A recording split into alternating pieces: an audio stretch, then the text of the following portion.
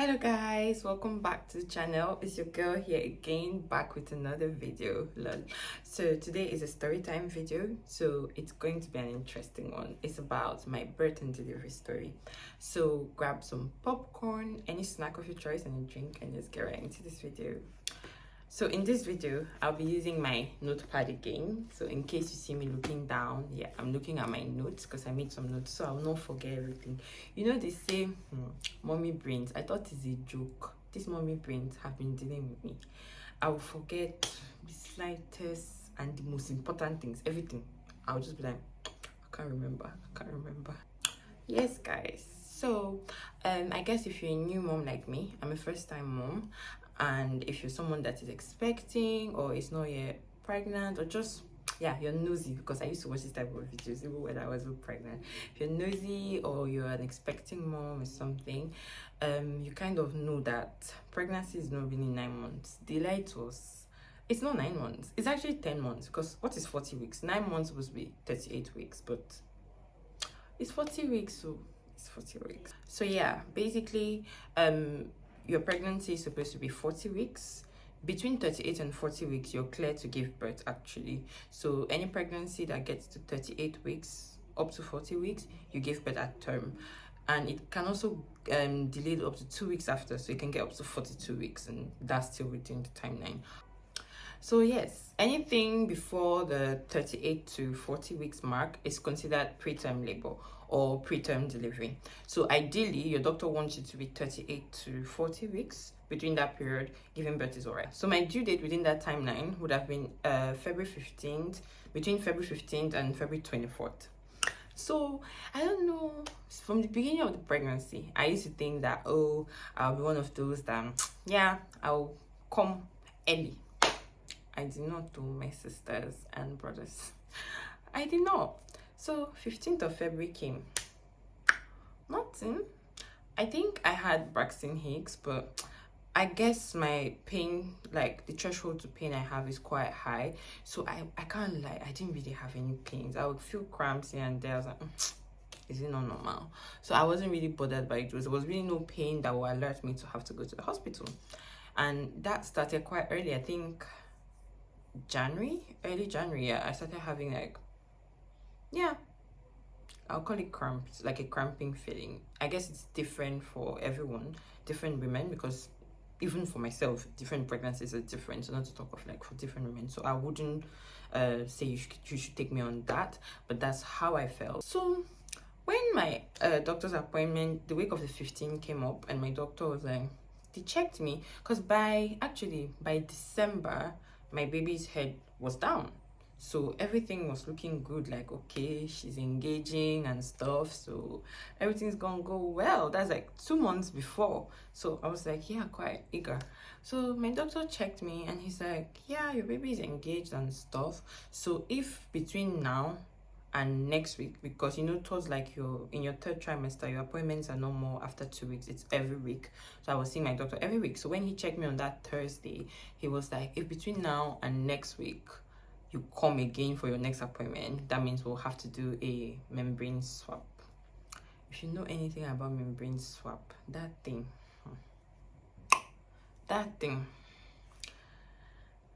it is well. So I had read about it, but trust me, whatever they tell you in what you read or what you watch is nothing compared to the real deal. I had read about it and I was really scared. Actually, I choose not to be scared throughout my pregnancy, but I was already anxious and apprehensive about it. Like, oh, I don't really want the discomfort of someone going in there. So I was really wishing for this baby to come on her own.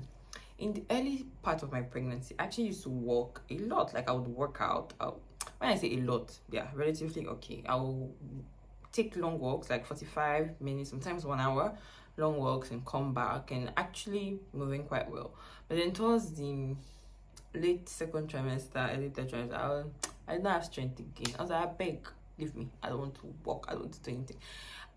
I was still checking my steps on my apps, but it's really because I was working till towards my due date. So it was really like the steps I would take going to work, coming back. Not like I trekked to work, but like walking around in the office, going up and down the stairs, and then walking around the house and stuff. It wasn't bad, but it wasn't like great. It was just over 1,000 steps a day, but even at that, it was just there. So I was like, this baby, you have to come. Why are you doing me like this? So yeah, throughout that week, every time I'll pee, I'll be checking myself. Has my mucus plug broken? Has my mucus plug broken? Mucus plug no break. If you don't know what mucus plug is, it's basically, you'll see like it's not egg shedding, it's way more than that, and you can have a little bit of blood, but like quite a lot of mucus coming down there. So you will know that okay, the water is about to break and all of that. So if I just pee small like this, I'll be checking, has my mucus plug broken? Has my mucus plug broken? Mucus plug no break. Nothing. Appointment day came. I went to the hospital. That was on the 24th, and my doctor was on leave. My doctor he's an average height man. He's not so tall. He's not fat. He's just average size. So if he was the one that was going to do that membrane swap for me, to be scary, but I'm sure I'll be able to handle it. When I got there, the doctor that was sitting in for my doctor, this man was tall and huge. So you can imagine what his hands look like. And this man checked me and he was like, Madam, we're going to have to do this membrane swap. It's going to help you. When I do it within the next 48 to 72 hours, your baby will come. And I'm like, hey, Shebi, I want this baby to come. If I want to give birth, does it mean that I will now be running away from membrane swap? Birthing process is kukuma harder than membrane swap. And this is me that I was always like, no, I'm not going to get an epidural. Oh, I want an unmedicated birth and stuff. I will do it. This one, I don't know whether I be Hebrew man, all of them join. I don't know. When I saw the hand of this man and he wore his gloves, I was like, your life is over. So that's how I now saw a nurse coming in. It's not just him. It's like they need to hold me. That means this thing is serious. She started pampering me. When they start pampering you, just know that there's problem. They will not pamper you for nothing. So once they just start pampering you, my brother, my sister, you're in trouble. So that's how she was pampering me. It's not that bad, you'll be alright. He has not touched me yet though. She's telling me all these things and I'm like, God, will I survive it? So before you know it, this man was like, put your legs well, arrange yourself, you have to go up on the bed and all of that. And he went for it. See, I was begging for my life. I was holding this woman and begging, and I was like, doctor, it's painful, please stop, please stop. He was not listening to me. He was just rolling. So all of this is to basically help, like I said, your mucus plug to break, your baby to engage. So after that, I could not even walk straight again. When I was going home, you will know that something shall happen down there. I was just walking. So my husband was like, because we live a bit far from the hospital, so he was like, we're going to need to get a place. I don't want you to come home and then something has to happen between that time and you have to go out. I'm like, okay, it's not going to happen today. Let me come home. At least we'll get our stuff and then we'll get a hotel for next day, since he said in the next 48 hours or so. So I went home that day. This is Thursday evening. So Friday evening, my husband shipped me out of the house and he was like, you and my girl, Elizabeth, you have to go and get a hotel and stay. Bear in mind that the doctor that did my swab, he's a bit of an older doctor, and he recommended, like, he said old midwife tales, that if you use canola oil, like you drink some canola oil, not the whole bottle, you drink some canola oil, it will help with like fast forwarding labor. And I read about it previously as well. So he was like, apart from this, I'm not saying you should do it, but you can do it. So that's how your girl went to a supermarket. So on the next day, when we went to get our hotel room and all of that, my girl and I went to the supermarket, bought this canola oil and took it home. No, took it to the hotel. So that's how I said, okay, should I drink it? Should I not drink it? I was still considering.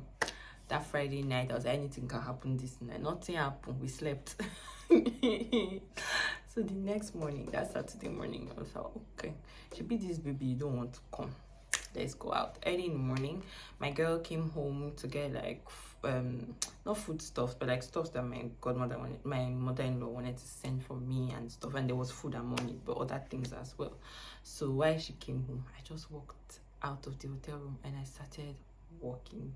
I was like, even if I walk for 2 hours, I will walk. Today, I will walk this walk. So remember, I've already had a membrane swap. Now I'm walking. So you see this baby, I'm pushing her down by all means. Today, you must come. So that Saturday was also the day my mom was coming in.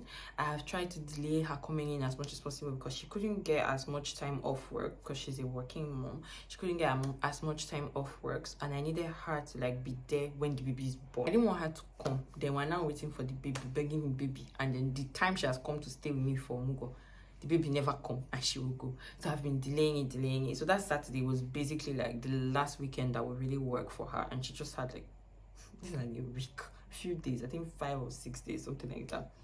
So that Saturday was the day she was meant to come. My husband was one going to pick her from the airport. So in the morning, me and Aisha started walking out. I walked all the way from my hotel to the nearest Ebano. That nearest Ebano, it was as if it would never reach. I was on the phone with my sister for over an hour because I made sure that I'm on the phone with someone so that in case anything starts to happen, I'll just tell her, she will call my husband, and then I'll know how to go from there. So that's how I walked that morning.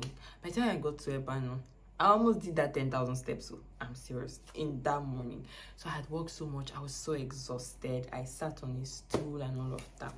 So by the time my mom came, we checked into another hotel that was even closer to the hospital. So that was that Saturday evening.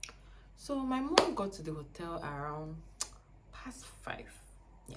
So when we checked into the hotel, just time for us to like bring out the stuff she brought and all that, fruits from home, foodstuffs from back home and all that. I was like, yeah, enjoy. 1 hour later, everybody had gone back. My husband decided not to go home. He went to like a family house which is nearby in VI, so that in case of anything, I'll just call him and he'll come. My father-in-law went back, my mother-in-law went back. So it was literally just me and my mom in the hotel room. Then I started feeling some kind of movement in there. It's like, okay, could this be contractions? Let me not alarm anybody. But I had this contraction app, a contraction tracking app on my phone. So I started tracking the contractions. So every time it starts, I'll press it and I'll see for how long it lasts. I was actually saying, oh my God, this is painful. Oh my God, this is painful. Oh my God, this is painful. But I still kept my normal face.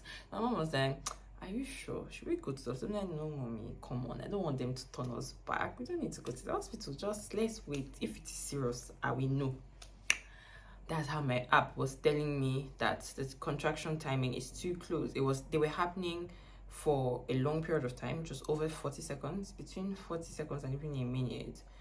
And within 2 minutes, another one. Within 1 minute, another one. Within 3 minutes, another one.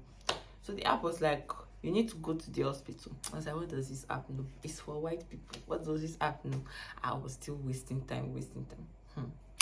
Brethren, when past 7 to 8 came, I was like, I felt like going to pee. I went to pee. No, between this time, I've peed like 4 or 5 times. So I was just peeing. Oh, and again, before my husband left, he told me to drink the canola oil. So that's how I drank this canola oil. It's the one. He's at fault. So when I went to pee, I saw that my mucus plug had broken. I told my mom. She was like, let's go to the hospital. I'm like, but I didn't see blood. Then I didn't, like, my water didn't break. Like, I was expecting to see one pool of water. I'm like, my water did not break. Let's still wait. She was like, I'm telling you, let's go to the hospital. Yeah, let's hold on. So when past 8 came, nobody told me to run and start going to the hospital. So I called my husband and he literally drove down. So we're in Lekki phase 1 and he was in VI. So a few minutes he was there. My hospital bag and everything was already in his car. So literally all we needed to do is myself, my mom, entered the vehicle. That's how we got to the hospital. We were received in emergency because it's at night and stuff. So they received us in the emergency section. So that's how, after they check me and everything, they're like, okay, we need to check how many centimeters you're dilated. You know, I watched a lot of videos, so I knew that, okay, that checking is not easy, but I did not know that it's as if they want to do another membrane swap, that they are checking me. I said, God, wait a bit this. So when they checked me, I was about 4 centimeters dilated already. I'm like, okay, this is going fast. That means I'll have one of these quick labors. If I'm 4 cm, that means you count another 6 hours and I go born this child, because it's supposed to be 1 cm per hour. That's how it took us to labor room, straight and everything. So before you know, we got to the hospital like to 9, before you past 8, before you know, we're already in the labor room. And like I said, my hospital was amazing. They attended to us so well. Now, in the hospital list, they asked us to bring pads, and obviously the mother care pads. I was like, that thing looks somehow. You know that blue pad that all of us have known growing up? I will insert it here. I was like, that thing is holding this. Who does that? So I bought the pants, the ones that are like literally like panties that you buy from abroad. I bought like maybe 5 packs or so a lot of it too. So when they asked me, where is your diaper? I said diaper. Nurses were like, where are your things and stuff? My husband brings my box, opens it, all these other things. They're like, okay, where is your pad? I'm like, oh yeah, that one. That depends. They looked at me. What is this? I'm like, oh yeah, that's what I'm supposed to do. Like, don't worry. They just dropped it back. They brought a pack of that mother care one and they were putting it for me. My dear, thank you. If I get next time, I will buy that one. I will not buy Depends for the hospital stay. Maybe you at home, but for the hospital stay, I'll buy that one, because you're literally not wearing panties. So, and they don't want you to wear panties for a reason. If the baby starts coming, you'll start removing or tearing diaper or anything. So basically, that pad is the best, because to literally just go down there and you keep removing it, they keep throwing the pad for you. So that's how these contractions were coming. I was in pain, my dear brethren. I was in a lot of pain. I'll hold the side of the bed when it comes, and I'll hold it in and hold it in. And my mom was talking to me, my husband was talking to me. The nurses, they were so nice. We did not sleep that night. You see that canola oil? It was now giving me an upset tummy. So on top of the contractions, going to the bathroom. At some point, they're like, they can't let me go to the bathroom anymore. They had to bring this seat. Yeah, like you have to do your business in front of everybody. I was like, God. Then the nurse was like, this one, you're running your tummy so much. Is there anything I should know? I'm like, I took canola oil. She was like, okay. We are now. Enjoy. Hey, God. Please don't take canola oil. Don't.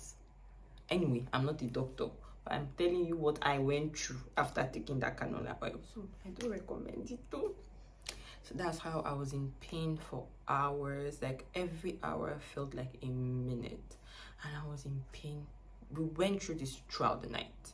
And then you can't eat anymore at that point. So all I could do was drink water. I was not even hungry, to be fair. Who wants food at that point? All I could do was drink water.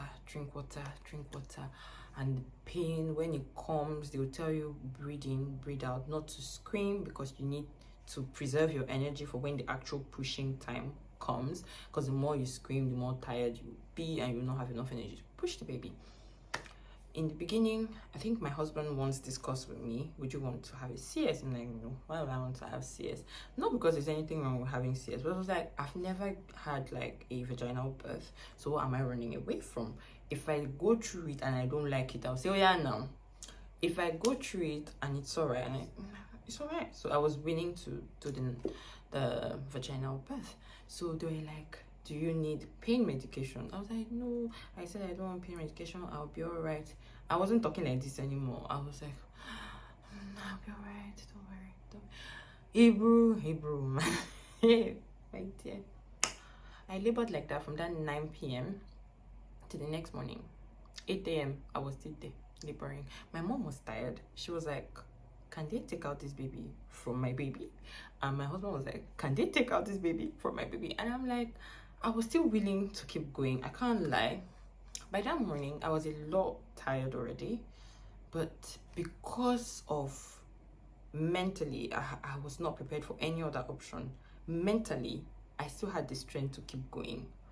But the doctors were worried that the baby has also been working, because each time you're having these contractions and you're going through these labor pains, the baby too is being pushed down gradually, and all of that. The issue was that they kept on checking me. Within that night, after the initial check, they still checked me another at least 4 times. And me that was supposed to be 1 cm every hour, by 5 a.m. I was just about 5 cm. And the nurse that checked me is a lady. Her hand was a lot smaller than the man that first checked me. So she was like, whether I'm even 5 or 6 cm, she's not sure, but let's call it 5 cm. On hers it was showing 6 cm, but she was like, it's most likely 5 because her hand is small. So within all that night, it's just 1 cm. 11 hours of labor. So when my doctor came, the one that did that membrane swap, not even my actual doctor, that one now came in the morning around 9. He checked me again and I was 5 cm. So he literally advised that he advised for a CS. My husband and my mom, they were happy with that option, and before you know, 1 hour later, I was wheeled into theater and ready to give birth. Like, I didn't have enough time to prepare myself mentally for this birthing process. Like, I had prepared myself for the pushing. I had not prepared myself for CS, so I had not done any research on like care within and after, how it felt like, what to expect and all of that. I had seen a couple of videos, not out of research, but just out of curiosity of amebo and just, you know. So that's how anesthetic came to check me. They did all the checks. Everything that's supposed to be checked to ensure that the CS would go on well was done. So before you know it, 1 hour later, I was wheeled into theater, and I won't lie, everything just went by so fast. Before you know it, this Indian woman came, the anesthetic doctor, and she was curbing me. Like, you really have to curb, because they have to see like your bone, where to, I don't know if it's bone sharp, but I think your vertebral column or something, where to put the anesthesia, because it's at your back. I didn't even look at the needle. Me, I'm not even normally scared of needles, but they gave me the anesthesia. I felt when that thing went in, I felt it. Then before you know, it's as if my legs went wobbly, my hands, everything about me was wobbly. I was there, I was seeing everything, but my body, I could not feel anything. So that's how, before you know it, I saw a team of doctors coming in. They removed my clot. Oh my god, you know how you are already in pregnancy. I didn't even tell you, that morning when they decided that they're doing CS, they had to shave me. I was shaved, but they had to shave me more. So they shave everywhere there so that the incision they can see very well and all that. It's the most embarrassing thing ever. So that's how, before you know it, a cover comes here. So my head, obviously I can see left and right, but I can't see down. Before you know, you know when they are opening it. I don't want to give you like graphic this thing, but you can, not that I'm feeling it, but you are aware that something is going on there. Then before you know, it was just as if it was 2 minutes. So before you knew it, few minutes, and I heard my baby cry. It was the most beautiful thing. And they brought the baby closer to my face and they're like, see your baby, and I gave her a peck. It was so beautiful. I don't know, but what I was expecting to see when they brought baby, like, you know how in the movies, like, they're so dirty. They had not washed her yet, so they literally just cleaned a little bit of blood off her, but like, it wasn't like all this white stuff all over her body, you know. It's like, okay.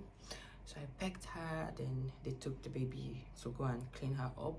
Then they finished the work. I could hear them like I don't want to call it vacuuming, but like vacuuming in there, like pulling out the blood and all of that. Before you know, they wheeled me out. I saw my husband and my mom when I was being wheeled out. They had already seen the baby, and I think my husband said I did like a peace sign. I don't know which kind of woman that just yes, it's giving peace sign when she's coming out. So they took me in, and yeah, baby was born 27th of February at I think 9 a.m. 9 something. I don't know the exact time. Kill me. Obviously, I had CS. I was not checking time. I was not looking at how many minutes it is, but I knew it was 9 a.m. So yeah, so I was wheeled in, then the baby needed to eat. I am still on full anesthesia. I can't feel anything, so obviously this won't work.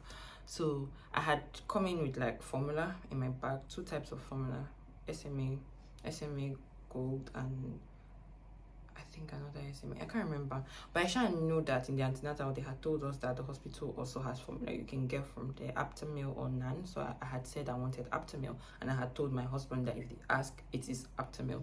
So they asked, and he was like, Aptamil. To be Aptamil is supposed to be one of the best milk. My baby rejected it too. Nothing against Aptamil. She's a picky baby. She rejected it. They say, oh yeah, now let's Kukuma try the Nan. She rejected it. They brought the SMA Go. She rejected it to me. I was there. So they had to take her to NICU so that they would put her on IV fluid. At least she would still be getting fluid. They were force feeding her, not in terms of like forcing her to eat, but they will use like a syringe and like feed her gradually. The little that stays in what she spits out, because she was literally just spitting it out. I don't want this. I don't want this. She was literally spitting it out. So whatever she spits out, but whatever she swallows, she was. So that's how we're managing it. So on the second day, so that, because that was on Sunday, so I slept for a lot of time. I couldn't even go to NICU to see her. So after I had seen her that day, I didn't see her again after I had seen her initially. So it was my husband that was going back and forth between NICU. I didn't even see my husband again till like later in the evening.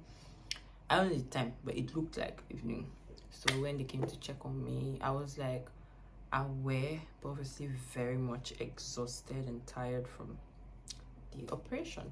So the next day, I was able to like go and see her. Please, let's not talk about how it feels to do CS, to stand up. The first standing up, and then you know the what they call it, they put this thing where you pee through. If I remember the name, I'll put it down there. Put this thing through which you're peeing and all of that. So you're literally of no use. You can't do anything. You can't stand. You cannot do anything. So standing up was very difficult. Everything sharp, because your body just went through major surgery, so it takes some time for you to recover, to even stand up to go and pee. Oh my god, it has to be assisted. They were holding me. So to go and check the baby, the first time they wheeled me there, when I got there, I was like, I'm gonna stand and go and see my baby. So I kept on trying that. So from that second day, which was on a Monday, they started telling me to start getting ready to try and produce milk, try and feed the baby. So my boobs were like a mountain. Before getting pregnant, this is not how I used to look.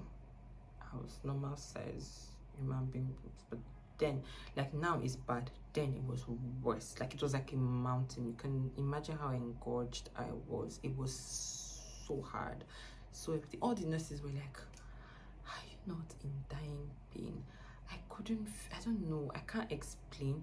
All I wanted was for my baby to be fine. I knew she was fine, but because I wasn't with her 24/7, holding her 24/7, no matter what she said, I was just like, I just want this baby to be fine. I wasn't stressed out, I wasn't panicking or anything, but I wasn't at my happiest because I wasn't with her 24/7. So yeah, so that's how we started feeding. So when we put her to the boob, she actually latched quite well. We started feeding, and she was, with the breast milk, she wasn't pouring anything out. That's basically what she wanted. So we're feeding her on the breast milk, but I had to pump a lot because, like I said, I was engorged. And this woman that was taking, how many, is it 5 or 10 ml? I can't even remember. She wasn't taking that much milk. She was tiny. She's born at 2.9 kg, which is to me a big baby, but to some people an average baby. Me, I was born 2.1 kg. So to me, that was a big baby. That was almost 3 kg. I never knew that I would have a 3 kg baby, but yeah, that's topic for another day. So yeah, so in that sense, we started feeding. I had gone to the hospital with my breast pump, so that's what I was using. I was pumping, and the hospital gave me like this breast milk bags, the Tomitipi ones, so they would literally put it in the fridge for me in the NICU, and they'll be giving the baby. So that's how she was now eating very well. Another reason why she had to go into NICU is because they had to observe her. during my antenatal with my blood test, they realized that I had I think a negative blood group, and my husband's blood group is positive, so there was a risk of rhesus factor. You can read on that, as a long thing on its own. So after birth, they were meant to give me an injection, and they also have to check the baby to see if I can't explain it, whether we're going to have the same, whether she's going to be of a negative blood group or positive blood group, and there's some things that need to be given to her as well. And they also said because of the rhesus factor, there was a higher chance of her getting jaundice, so for that reason they had to observe her for 72 hours, whereas where there's no rhesus factor, the baby will be observed for like 48 hours, and they know that there's no, so they had to observe her for at least 72 hours. My husband was like, add another extra day to that, let's just be sure. So she was in NICU for longer than she actually needed to be. I guess if it was a vaginal delivery, she won't need to go to NICU. They would just be testing her and bringing her back, but because obviously I wasn't feeding initially, so they literally had to take her in. But she did so well. She didn't have jaundice. She started feeling very well. We stayed in the hospital for a total of, I think, 5 nights and 6 days and 5 nights, if it makes any sense, because we left the afternoon of the 6th day. So after the first 4 days, in I think 4 or 5 nights in NICU, they brought her to my room to see how you're able to take care of your baby. When they see that you're doing well, then they can release you the next day. Actually, I was discharged 2 days before her, but I can't leave now, so I was still in the hospital attending to this baby girl. So yeah, that's how we ended up staying for 5 nights and 6 days. And before you know, we're finally discharged. Your baby girl was doing well, very beautiful, very chubby, very happy baby. And we went home. So in terms of my actual stay in the hospital, it was great. They fed us breakfast, lunch, and dinner. You can also order other meals in between, however many meals you need, but your room comes with those 3 meals, and they will come with like a massive menu every day to tell you to pre-order what you would want for the following day. I really liked their moi moi and pap, and that's what I was eating almost all the time, until they were like, madam, you need to eat something else, you cannot only be eating moi moi and pap. So but yeah, so their food was good. I'm normally not a big eater, so that's why my choice of food was doubtful. But yeah, so we had a great time. I felt like I received the best care that healthcare should be able to provide, and everything went on really well. They checked beyond what even needs to be checked. There's no test they did not run on this baby. They took so much care of her. When I even saw like most of the devices they were using to take care of the baby, it was amazing. In the night when I would go to NICU to check the baby, when I say night, I mean like 3 a.m. 2 a.m, not just any night, the nurse is awake. It's not like you meet your baby like just abandoned there, and it was like 1 nurse for 2 or 3 babies max, so they really have time to attend to her. I think the 1 nurse had 3 babies only once, so it was 1 nurse 2 babies, 1 nurse 2 babies, so it was really great. And like I said, we got sent home, and yeah, baby girl was doing great. It was an experience that only experience can actually tell, but yeah, absolutely great, I'll say, all in all. And yes, I'll be giving you more baby related stories after this, but in terms of how my birth and delivery went, this is basically it. Once again, thank you so much for watching. Please remember to subscribe, like, comment, and share the videos. Please, if you enjoy the videos, please share it with other people you think will like it, will enjoy spending some time with us. Thank you very much. Have a great time, and see you later. Bye.